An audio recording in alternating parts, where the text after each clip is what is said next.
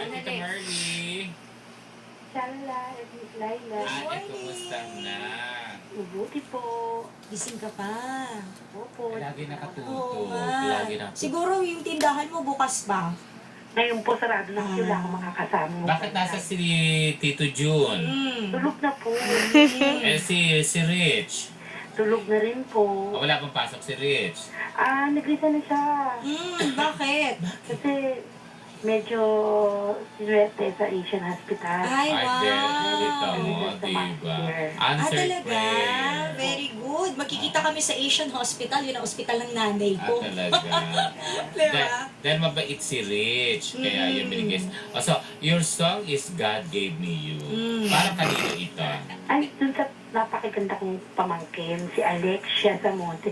Pag-greet na naman po siya kasi birthday niya Happy ngayon. birthday! Ilang taon na si Alexia? Si Alexia po, 17. Hi, Alexia! Happy birthday! Next year, debut na. Oh, di ba? Diba? So, Ate Shalala, advance happy birthday. thank you. Malapit na ba? Sa Saturday pa. Malapit na. Malapit na pala. Wala akong masyadong preparasyon. Kaya lang, yung aking mga friends, sila Gorgie, sila Rene, sila Jan, sila Moises, meron silang something. May surprise party sila Yes. sa'yo. Sinabi nila, uy, bibigyan ka namin ng surprise party. Ganon. Sinabi nila sa akin, hindi ko alam kung sino-sino nandun. So yun ang surprise. Okay, so, diba? Tamarly, so here's the song for you, God Gave Me. At ikaw din, God, bigay ka na. Tama, Ayan. bigay sa amin ni God. Bigay ka sa amin ni Diba? God. Diba? Correct. Thank you. Bye. Bye.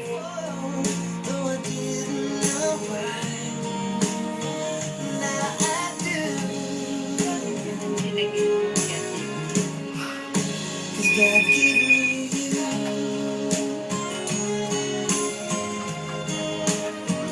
all the times I wore myself beating like a favorite shirt, all wrapped up in that hurt.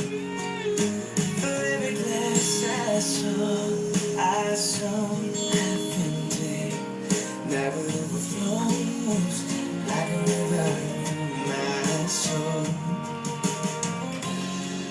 Every doubt I had, I'm finally free, and I truly believe God gave me you to show me what Ginagamit din yan sa mga kasal.